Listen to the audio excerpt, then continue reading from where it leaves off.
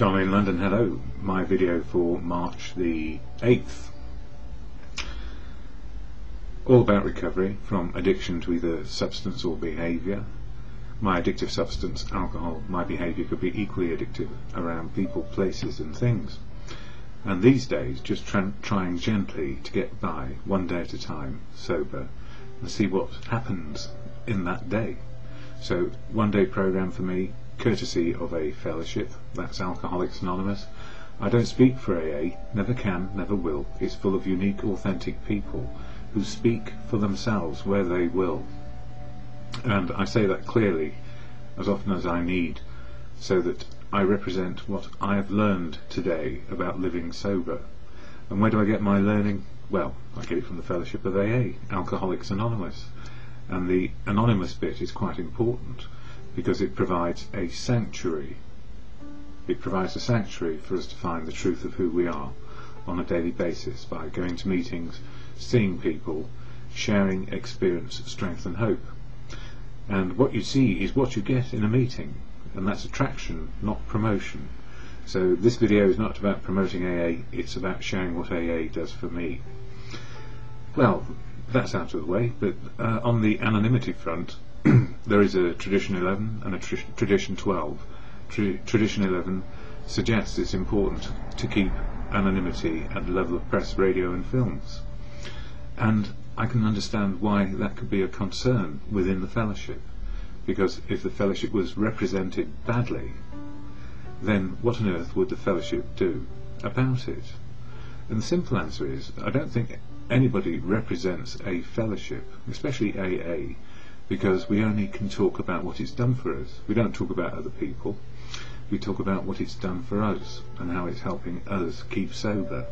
And one of the most important parts of this anonymity for me is the place to find truth.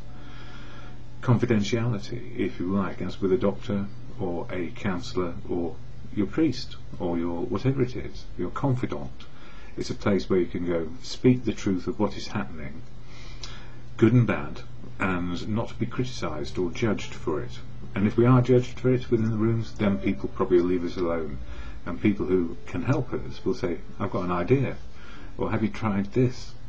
So anonymity works in fellowship. But you mustn't get hung up on it, because anonymity can be a two-edged sword. If we see anonymity as a rule, then we're in trouble, because rules get broken. And unfortunately today I had an occurrence where an email was sent, copied into many people in the fellowship who had their anonymity broken through electronic mail, all about anonymity. And there was an apology afterwards, and part of me had started a whole diatribe in my head about, I've got things to say about anonymity, and they're all good, but please don't make it a rule which is breakable, because there is nothing breakable in the fellowship. We have 12 steps and 12 traditions. 12 steps to help us get healthy again, open, honest and willing to change, and 12 traditions which hold the fellowship together in unity, service and recovery. And the first tradition says clearly that no AA person can tell another AA person what to do, and that these are suggestions, and as a rule of thumb they have a reason for being there. A rule of thumb doesn't mean it's a regulation, because regulations drive people away rather than bring people in. So the whole fellowship is about a place to find open, honest and willing exchanges of truth, and the only way we can do that is to feel secure in telling the truth, which is why anonymity is sacrosanct within the fellowship meetings and the fellowship groups. So that's how it works for me, but I feel it's okay for me to talk about how my recovery is going on a daily basis and what helps it, and that's AA. So there we are. I'm not trying to break rules or bend rules, I'm just saying what my point of view is. And as one of the co-founders said, when it comes to recovery, judge not. And don't forget, there's a not yet. And one thing I know is, in a one-day program which I have, if tomorrow is as harrowing as it could be, I might pick up a drink. And if I didn't say immediately I picked up a drink because life was so awful, I might feel frightened to go back and share about it. And the answer is, whether life is tough or not, if a drink is taken, a relapse happens, the sooner we get back into a place of sanctuary to start telling the truth again of what's going to keep us sober, the better it is. And that's how it works for me. So if I were to slip or relapse, it's my particular personal horror. And if I didn't share about it truthfully, either here on a video or in the rooms of AA, I'll be hiding something. And what I've learned in life, as the fellowship has taught me, secrets keep us sick. And the worst thing is to be back in the malady of drink and not talk about it, because the less we talk about it, the more we're likely to keep on doing it, because we feel so guilty and shameful. But you know, we're dealing with a deadly disease, and a disease is something we get, and there is no shame and guilt in that. We've got a disease. It's then, what can we do about it? So fellowship provides sanctuary for me to share the truth of who I am, and I try and do that in all of my affairs, in life, in the rooms of fellowship, and in public. You know, what have I got to lose? What have I got to hide? I can't lose anything by telling the truth. Either people can help me or they can shun me. Doesn't matter. That's how it works. We find those who can help us inside and outside the fellowship. So, one rant, and it's one of those days where if I don't follow some basic principles which I've learned at the fellowship, which is to start off my day with a bit of meditation, and then start whatever I have to do or need to do, and then end my day with a bit of meditation, then life can get a bit serious and a bit glum, and I can get out of proportion with my feelings. So today was a doctor's appointment where I needed to find out about scans, x-rays, my blood sugar levels and blood tests, and I think I broke another toe over the weekend, just me and my toe. So I get to the doctor's, the doctor appointment has been changed to another doctor. I get some of the results, but one of the most important results is not yet in, so I'm left halfway. I've got my blood sugar results, and I should be still seen by the hospital in the diabetic clinic there, and I missed an appointment and they struck me off, and so I have to reapply, or the doctor's surgery has to go through a rigmarole to get the administration done. So I get back to seeing the diabetic clinic, and in the great scheme of things that's not so bad. But if I were to take it out of proportion, because when I got home I got 3 letters from the doctor's surgery, one saying you'd missed an appointment last week, which was not true, then 3 letters about 3 different sets of information which have come back to the surgery from the hospital, from the tests, so they have got all the information, and then this email which is supposed to be about anonymity, then being copied in a way that everybody knows who's got it, and there are dozens of people who received it. So you've got to say to yourself, now, what am I going to do about this? First things first, does it need to be said by me? And the simple answer is no. So having written the email of complaint about my anonymity being broken, if it were important to me, which it's not, I could have got on my high horse. And then anonymity, sending an email around about anonymity and tradition 11 and 12, and then breaking anonymity in the process, I could have got on my high horse about that. But fortunately I was copied in so that my anonymity was broken again, and an apology sent out to everyone about how sorry they were that it had broken anonymity. So it happens, and it's mistakes, and people are human, and the most important thing to remember about anything is we're human, and we have a fellowship which is about how to be human-sized, not judge or criticise one bit what is going on, but say bygones. You know, things happen. So with the doctor's surgery, a nasty letter saying, how dare you miss an appointment? I didn't, and it was changed, but unfortunately it's an administration computer system which says if it's not actually logged in by the person down at the surgery, it sends out a letter of nastiness. Not helpful, but then they're human. What did I do? I did say bygones, but I'm sharing it here for a simple reason. and that is, if we get rule bound and say it ought to be this way, it should be this way, and by golly you better make it so, then we're forcing people into being in and being out, being on side or being off side. So what do I know about fellowship? Keep people on side. Listen to what they've got to say. So what about my basic routines? Well, in the morning I say to myself, I am powerless over alcohol, and if I were to drink again, life would get unmanageable. I also say I'm powerless over people, places and things, and people are pretty powerless about what goes on in my head, no matter what I might do about it. So powerless over people, places and things means that I'm not a walkover. It means I make freedom of choices around those particular aspects of my life. And step 2, which is important to me, came to believe that higher power could restore me to sanity. Yes, the fellowship and the wisdom and the spirit of humankind within fellowship keeps me sane today, so that these small things that happen don't become big things. And the third one, step 3, let go and let God, or let go and let good things happen, is about me not trying to control the world. Because if I try and make it into a world which is my point of view and my way, it's very narrow, and it stops me seeing what else is going on. So I say let go and let good into my life. So let go of any personal prejudices which I seem to come up with during the day, like I don't like that, or whatever. Step 1, step 2, step 3, which I then follow with the serenity prayer. God, grant me the serenity to accept the things I cannot change, courage to change the things I can, and the wisdom to know the difference is saying, yes, there are things I can do today, change me, my attitudes, behaviour and choices, and I cannot change other people's outlooks, attitudes and behaviours. So I work with what I can do and what I can't do. And be powerless is good, powerless to change some things which are none of my business.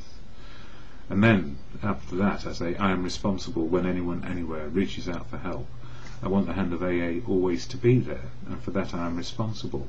So my personal understanding is I'm responsible for helping when I can and knowing when I can't. So when people ask me, can you help me with this, I will try, but if I have no experience, it's okay to say I don't know about that. But we can talk about it, and you probably know more about it than I do, because you're dealing with it. So step 1, step 2, step 3, serenity prayer, and I am responsible. And the reason why I'm sharing that is, I was listening to somebody tonight, I went to 2 meetings, and they said, I do my morning prayers, and I do my morning meditations and prayer to good, the spirit of human good. And I think it is there. And spiritual for me is living in reality and coping with it. So part of my prayers is, please let me see reality today, in the moment of now. But the thing is, sometimes my feelings are activated after the event. So I can be at the doctor and just accept what they say, and then come away and say, hang on a minute, I have to go back in 2 weeks for these tests and these reviews. It could be dissatisfying, but sometimes people can only do what they do with the time available. I hope I don't die in between. I don't think I will. Otherwise I'll go to the A&E department and sort myself out there, or help them sort me out there. That's how it works. We go for alternatives. So at the end of the day, for me, and it's towards the end of the day now, I do step 10, 11 and 12. Step 10 is about what has disturbed me today. There has been disturbance around medical appointments, anonymity being broken. What do I care about that? I do care to an extent, but it's not going to make me angry. I don't have to get out of my natural state of balance, wherever that is, and it changes day by day. So, but what am I grateful for? I have been to the doctors. I've found out some information. I've heard somebody else complain about anonymity being broken, and it didn't need to be said by me, and they probably said it better than I would have done. And I've heard great shares today, shares by other people, not only the person who started the meeting off, but by other people, newcomers, who are experiencing great difficulty staying sober, because feelings come out in the most awful ways. And some of the feelings that come out in early sobriety are often helped by the step 4 we do, which is the fearless moral inventory of what has happened to us and our part in it and how it made us feel. So step 4, the more I see and hear about it, step 4 actually reads like man is born with basic instincts and feelings and emotions, and if they are working in the moment, that is, our feelings and emotions are appropriate, right-sized for the experience we're having, then life is pretty okay. Even when we're angry, it's an appropriate response to a particular situation, otherwise we wouldn't have the emotion in the first place. So AA is not about suppressing feelings, it's about finding the appropriate feelings for the event that is happening in front of us and what we're doing. So natural instinct means that all emotions have a part to play in our lives, but where things go wrong for people like me is my emotions were suppressed, or only half of them were absolutely okay to use. Happy, content, peaceful. The other side of it, angry, resentful, whatever, rageful, I don't know where they went for so long. I suppressed them with alcohol, but these days I don't have to. So the program tells me an awful lot about what is going on for people who are new in, and I remember how horrible it was, because I didn't understand rage and anger. It'd been suppressed for so long when I got to the fellowship, but these days I have a greater understanding of what I can do with these feelings. So I didn't get terribly angry this morning, there was no point, but part of me wanted to feed into that and tell somebody else what they were doing right or wrong, and I don't need to tell them, they already know what they've done, or they don't care. But it doesn't matter to me, I didn't need to say it, and it won't impact on my life, and it won't happen again, because I shall make sure that I ask the right questions and make sure the right things are done, if possible. But I am powerless over people, places and things, and people will make mistakes. So if it's repetitive, it's a problem. If it's not repetitive, it's just an accident. Bygones, as I remember from the film. Somebody used to say bygones a lot, and that was just the way it was. So I'm in a good place tonight. Life has not been perfect, and I haven't been perfect. And I felt anger rise and then subside, because I can't do anything, and I don't need to. But there is self-righteousness about, and when we get in that frame of mind, we look for rules. You ought to be doing this, you should be doing that, it ought to be done this way. So anger can be outside the experience we're having.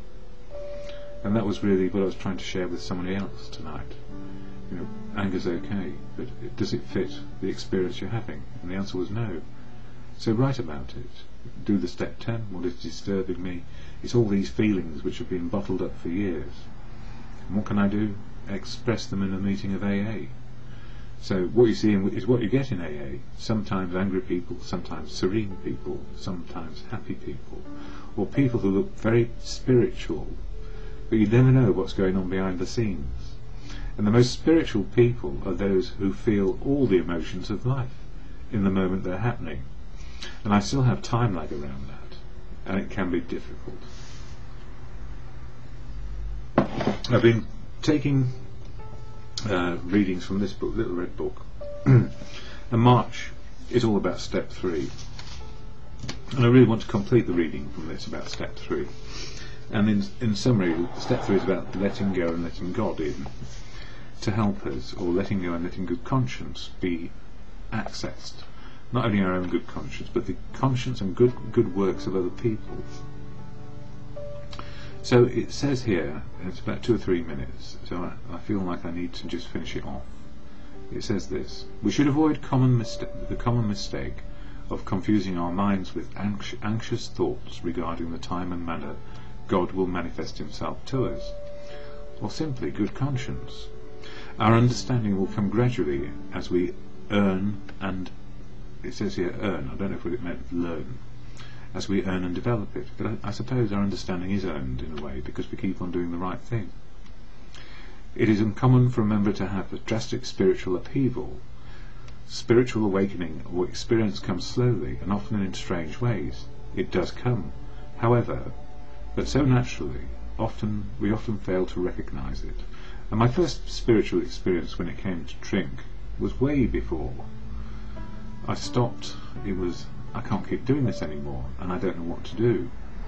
But I kept on for a long time trying to run on self-will rather than go and ask for help, because I felt that I ought, as a big strong human being, to be able to sort it out for myself, stand on my own 2 feet, put on a brave face, and have a stiff upper lip, as we say in England. Our job is to be ready and willing for these experiences. Find incentive in the examples of fellow members who are living the AA program. Be open-minded in our endeavour to understand God, and realise that it is not made up of one big accomplishment, but gained bit by bit. And remember, our inspiration will be influenced by our attitude and action. The active members who take the program seriously are slowly but surely laying the groundwork for close personal contacts with God, or good conscience, or the spirit of the universe, or human spirit. And as somebody said tonight, the fellowship of AA is a higher power in essence, because people are trying to find the truth of now and share about it. And if God is truth, love and wisdom, which is wisdom of others, often, that's where it comes from for me, it all starts to make sense. But I can't describe God, never can, never will. I couldn't describe nature, the universe, providence, all those things. But it is partly where we are, time and place, and the incidents which happen, and how we respond to those incidents in good conscience. By applying it in their home life, in their businesses, and in the treatment of new members, by admitting wrongs and making amends. So in other words, not hanging on to things which are wrong, making amends and moving on, which is step 10 as well. Step 10, what disturbs us, what can we do about it? Often it's our attitude and behaviour. What did we contribute to what was going on? What was my part in it? Anyway, reflection. Quiet periods of relaxation and prayer are necessary to achieve this step. The alcoholic should also keep in mind the value of relaxation aside from prayer. We should not overlook the fact that all alcoholics are of restless disposition, that restlessness and tension are part of our trouble, that we once appeased this condition with alcohol, and that we now seek to correct it under God's supervision. And that is, God's supervision is good conscience, the outlook of what works and doesn't work. But we do get restless, and that's just the way it is. And we're angry because we can't get it to happen faster. And the thing is, we can only move into living in the moment of now by actually letting go the harshness that we treat ourselves and others, stopping the shame and guilt trip, and feeling hard done by. We've got what we've got, and we know what we've got, so we can do something about it, and that's what's important to me. If I know where I stand or sit, I can do something about it. Alcoholics must learn to relax when they become upset, angry, impatient, resentful, bored or exhausted. And all those are emotions that we feel. And they get out of extremes because we didn't find out how to deal with them naturally and to their natural amount, given the experiences that we're having. Relaxation helps us maintain physical, mental and spiritual balance. It aids clear thinking, which keeps us out of the driver's seat, in other words, thinking it's all our way. It permits conscious contact with God or conscience, our only hope for recovery from alcoholism. And it's the ism as well. It's not just drinking, it's all the things that go with it. The attitude of mind and desperation that goes there.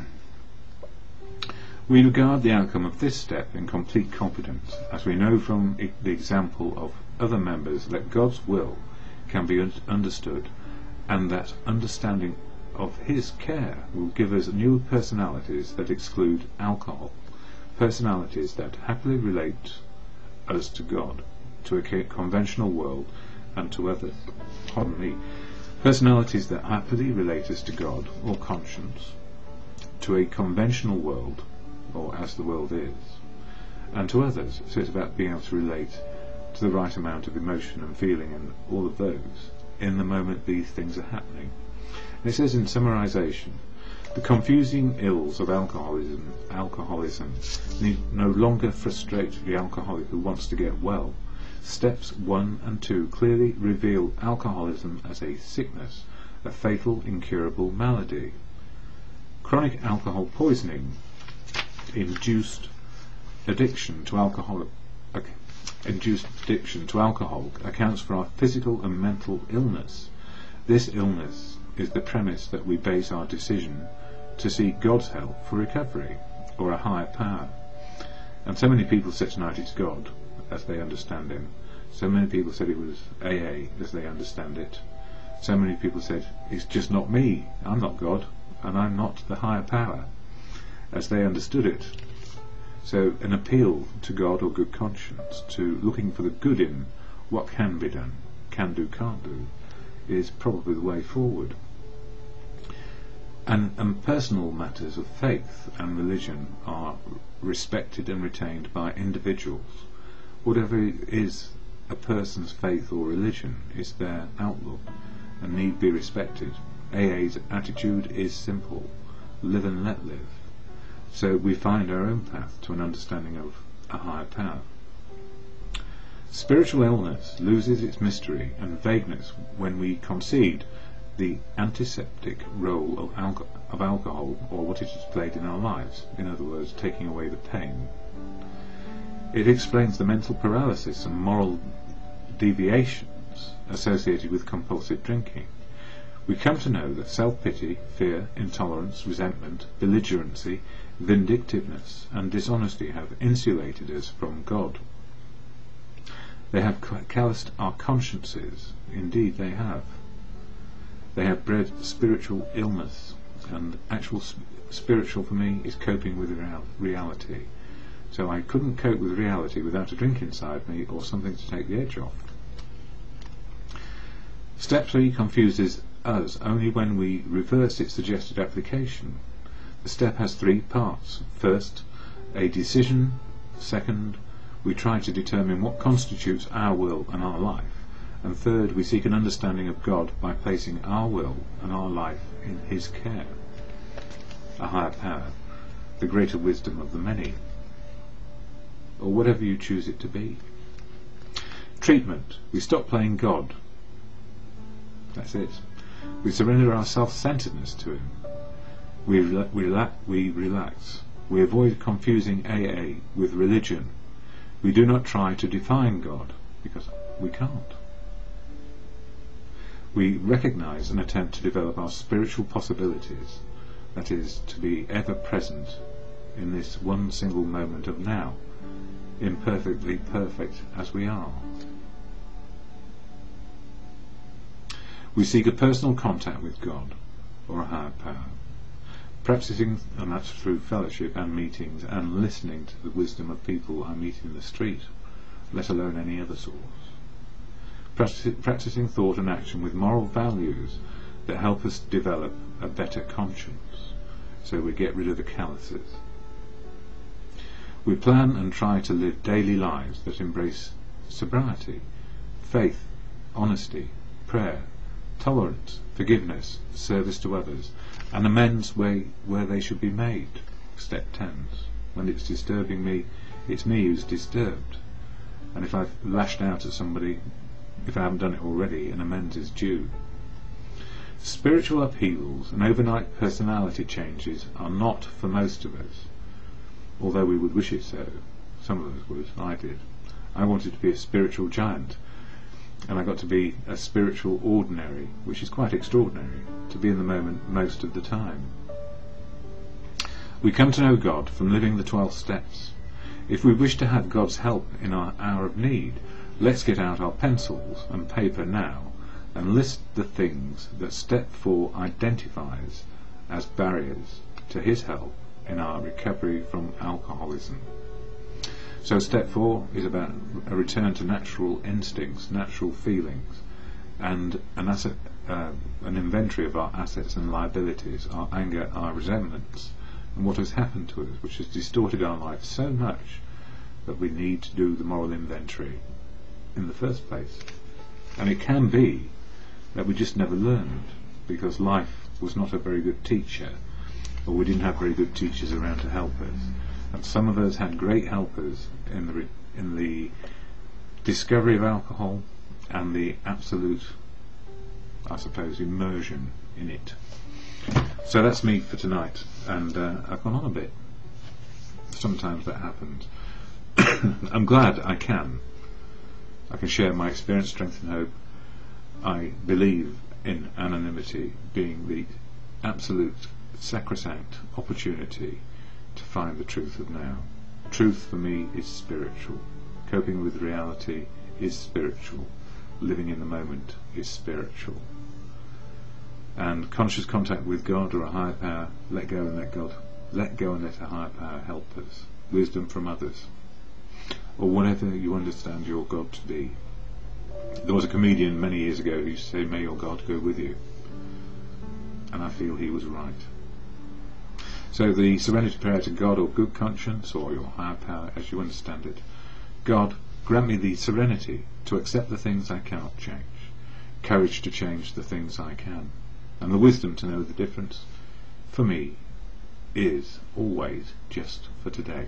My addictive substance, alcohol, my behaviour, equally addictive to work, relationships, trying to be perfect, materialism, collecting, you name it, anything to fill that gap inside which I wasn't quite sure about.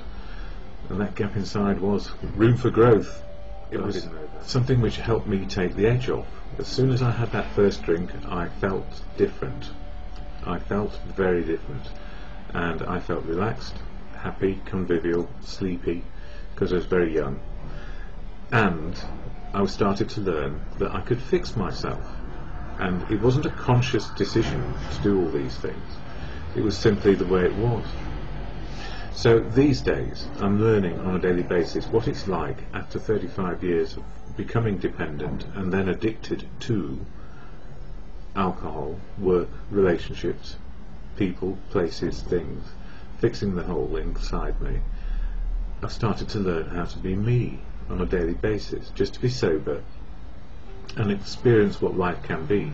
So if I have a gap inside me, and believe you me, in sobriety that gap gets filled up very, very, very quickly with things to do, because I think everybody who's been addicted is actually addicted to life in a very strange way. But in the last throes of addiction, we cannot even stand the idea of waking up in the morning, or waking up after another binge of something or other. So there's a big difference these days in me, and that is, when I wake up, the very last thing I would entertain is trying to fix myself with a drink or a substance or people, places and things. Or maybe I just fix myself with doing a video, I don't know. But the reason for doing these videos was very simple. There are a lot of people who cannot get to meetings of a fellowship I go to, that's Alcoholics Anonymous, or have much of a clue about what sobriety can offer, because being stuck in the malady means we're still stuck in the problem rather than moving to a solution, and the solution is sobriety. So where am I today? Well, I'm here and I want to share some information, if you like, from the Daily Reflections, this book, which is all about recovery from addiction to substance and behaviour, but primarily a substance, alcohol, but it could be anything. And how the fellowship works for me, that's the fellowship of AA. So I will start by sharing the AA preamble, which is on this little card here, and I read it because if I recite it, I'm just reciting something ad nauseum, but if I read it, it slows me down into the moment of now. It makes me consider what I'm trying to do. So here is the AA preamble. Alcoholics Anonymous is a fellowship of men and women who share their experience, strength and hope with each other, that they may solve their common problem and help others to recover from alcoholism. The only requirement for membership is a desire to stop drinking. There are no dues or fees for AA membership. We are self-supporting through our own contributions. AA is not allied with any sect, denomination, politics, organisation or institution, does not wish to engage in any controversy, neither endorses nor opposes any causes. Our primary purpose is to stay sober and help other alcoholics to achieve sobriety. So always being able to share experience, strength and hope is contingent on continued sobriety, and hopefully that's what I'm aiming at. But it's only for a day, and the one-day program has saved my life simply because I'm not looking back too hard and staring at the past and getting turned inside out by it anymore, either my drinking or working or relationship behaviour. It's about now. I've learned from what I did in the past, and I'm going to continue learning from my past. And if I look to the future and go too far forwards, I'm trying to live in something which doesn't exist yet. So recovery is all about now. And what I've also found is this spiritual connection to living is all about now. Living in reality with as few filters in between me and what reality can and is today, can be or is today. So I fit myself to what is, rather than trying to fix myself with something. And it's not easy. So there are 12 steps which help me, 12 steps of action to change my attitude and behaviour on a daily basis. And March is all about step 3 for me. But just a recap on the first 2 steps, which I covered in January and February in my videos, and they're out there if you want to have a look. So step 1, we admitted we were powerless over alcohol, that our lives had become unmanageable.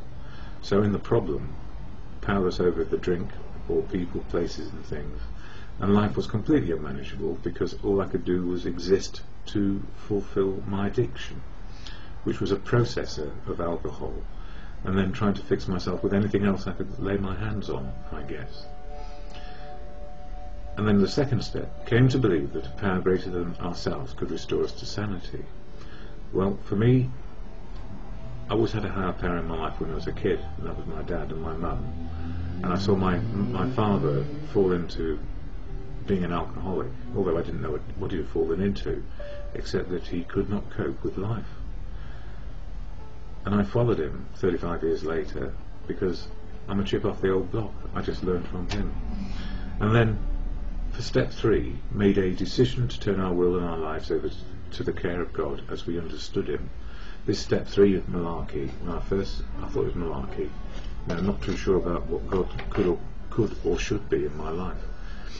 But I've actually worked out an understanding that providence, nature, the universe is far bigger than me, and the wisdom of other people, the collective wisdom of humanity, is far greater than me.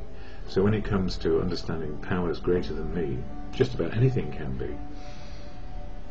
It can be a young person with a bit of wisdom. So these days I am very happy to say, for me, God is truth, God is love, and God works through people, and I don't need to debate it, and I cannot define God. It's impossible, because it's beyond my capacity. So an understanding of truth, love and wisdom from others helps me see a higher power in my life. So when I say let go and let God, it's letting go of my self-will, my obsessive thinking that I know it all, when I know nothing most of the time.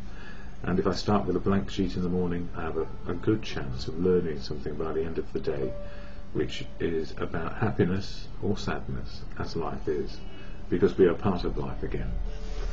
So in this book, Daily Reflections for Today, it talks about turning it over. Every man and woman who has joined AA and intends to stick has, without realising it, made a beginning on step 3. Isn't it true that in all matters touching upon alcohol, each of them has decided to turn his or her life over to the care, protection and guidance of, in this case, Alcoholics Anonymous? Any willing newcomer feels sure AA is the only safe harbour for the foundering vessel that he has become. Now, if this is not turning one's will and life over to a newfound providence, then what is it? Well, it took me a long time to get here, or to understand that providence and nature, providence of new wisdom, was going to keep me sober. So, goes on to say, submission to God was the first step to my recovery. I believe our fellowship seeks a spirituality open to a new kinship with God, and it's your understanding of God, not mine, which is so important. As I exert myself to follow the path of the steps, I sense a freedom that gives me the ability to think for myself and feel. My addiction confined me without any release and hindered my ability to be released from my self-confinement. but AA assures me of a way to go forward. Mutual sharing, concern and caring for others is our natural gift to each other, and mine is strengthened as my attitude towards God changes. I learn to submit to God's will in my life, to have self-respect, and to keep both of these attitudes by giving away what I receive. And the gift in there for me is that it's as we understand our own personal higher power. And I'm so grateful for that, because I try to conform all my life to other people's understandings and then rebel against them and excuse my drinking. So the serenity prayer, which helps me daily, goes like this. God, grant me the serenity to accept the things I cannot change, courage to change the things I can, and the wisdom to know the difference is just for today.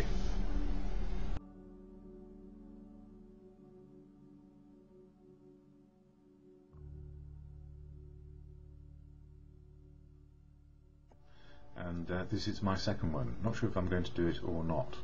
I may give up halfway through, just depends how my head's going. Excuse me. I'm in recovery from addiction to a substance, alcohol, and also behaviour. My favourite behaviour was to be a workaholic, to find value in myself from outside things, externals to me. So having enough money, having the right flat, having the right car, having the right job. Everything had to look right in order for me to actually be okay. And what I've learned over the years is, if I look all right on the outside, it probably means there's something inside which isn't right, which is not fixed.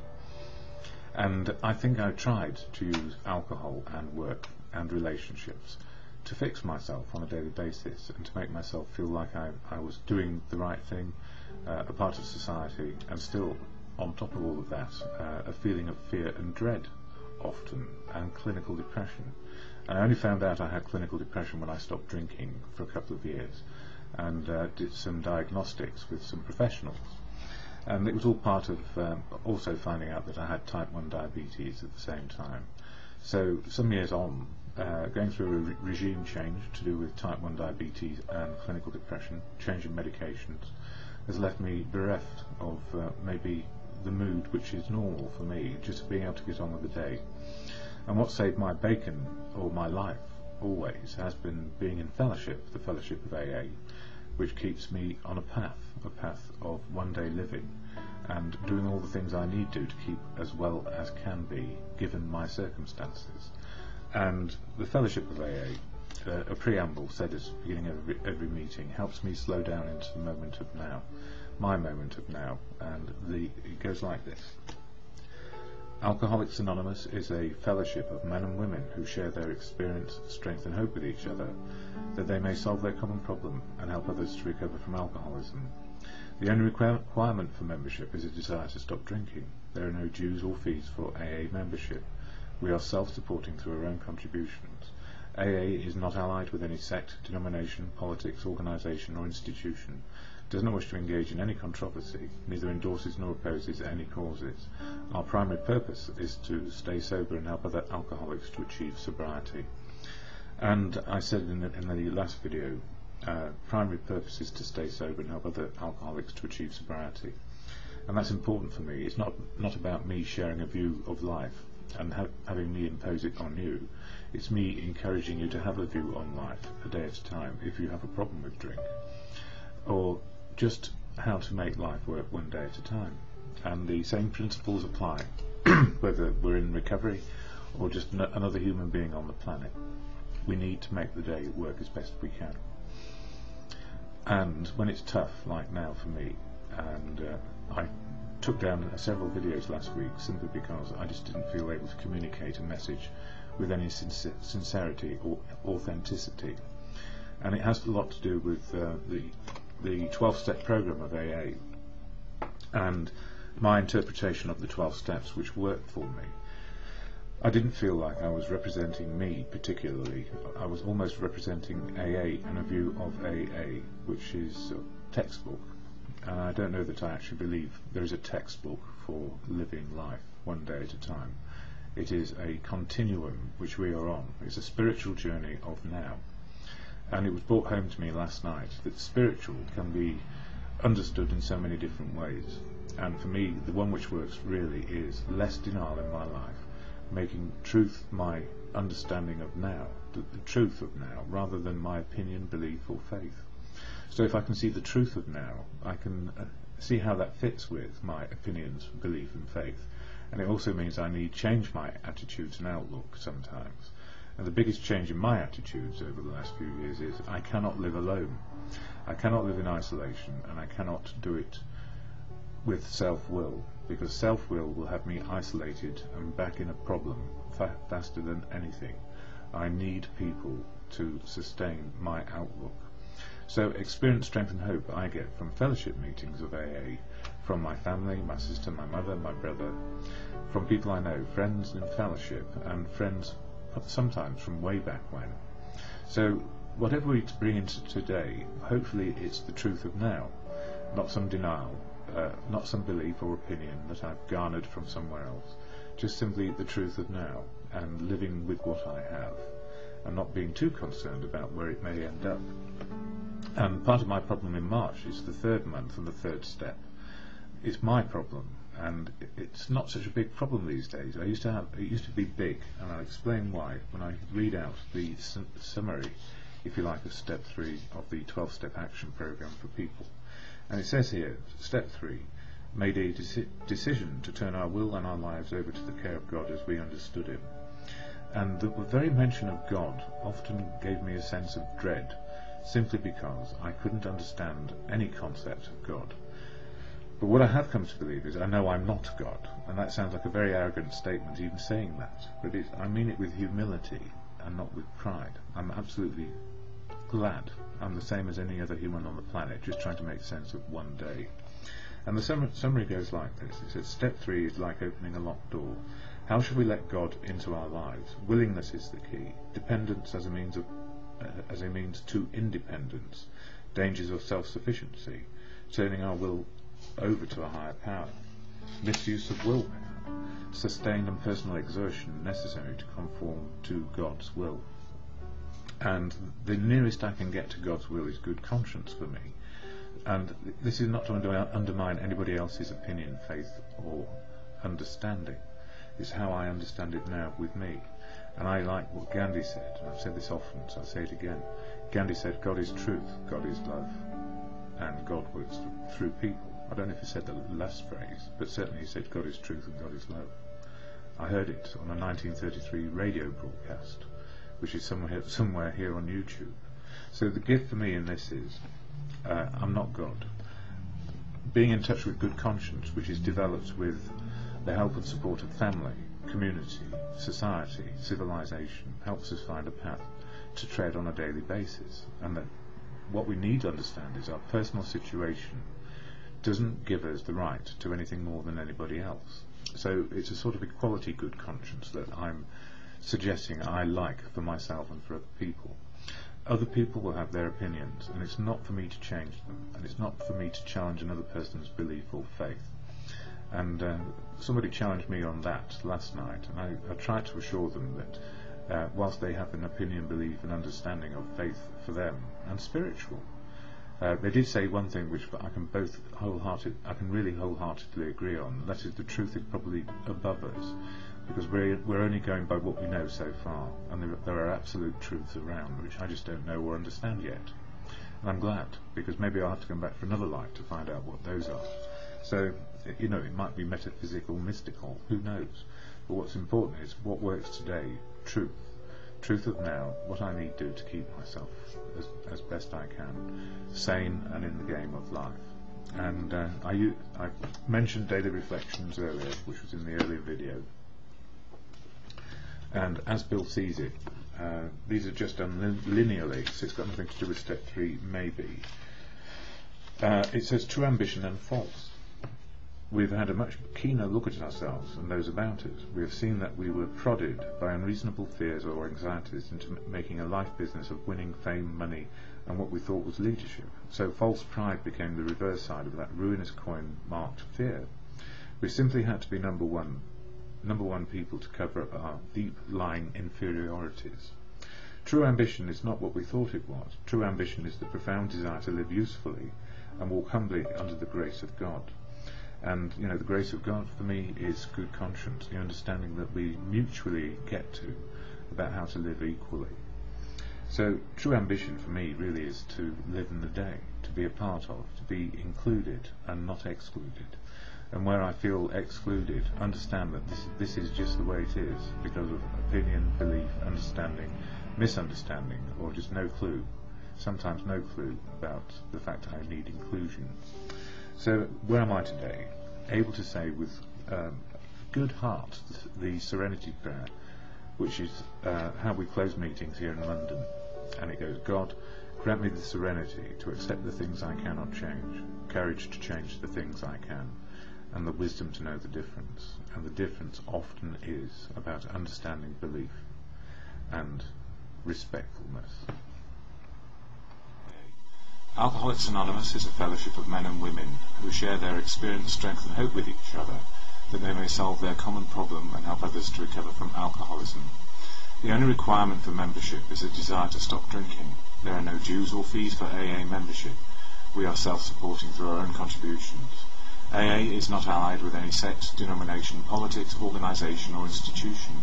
It does not wish to engage in any controversy, neither endorses nor opposes any causes. Our primary purpose is to stay sober and help other alcoholics to achieve sobriety. And that was written in 1947 according to this particular piece of paper I've got here. And hello, DonInLondon here. And I talk about AA a lot, Alcoholics Anonymous, but I'm not a speaker or a leader of AA. I'm just your average Joe going along to meetings. And the reason why I do these videos is to share experience, strength and hope, and to promote a desire to stop drinking in those who are taking it too hard and cannot stop for whatever reason. And it took me 35 years to get to a point where I could stop and find help and support in order to do it. And I was confused beyond measure. I had no idea what was up and what was down and what was wrong with me. And I didn't want to believe that I was an alcoholic, because that meant I had to give up that one thing which seemed to be keeping me going. And at the same time as it was keeping me going, it was killing me. And I had dreadful times in the end, and I couldn't stop, and it was 24/7. And the reason why I'm saying this is I need to remind myself, and to remind myself especially that others find the same situation. And it's interesting today, I've been to 2 meetings of AA, and there are a lot of newcomers about. So this time of year, people turning over a new leaf, trying to have a desire to stop drinking. And I did that tradition chair, all about the only reason for coming to AA is a desire to stop drinking. And it makes me feel powerless, because in the end we can only find our choices as we may for one day. And the beauty of this program is we only have to do it for a day, and then keep coming to meetings until we find that sobriety starts to take a pattern in us, and we stop having to drink and feel awful, and feel like the whole world is not only looking at us, it's judging us harshly.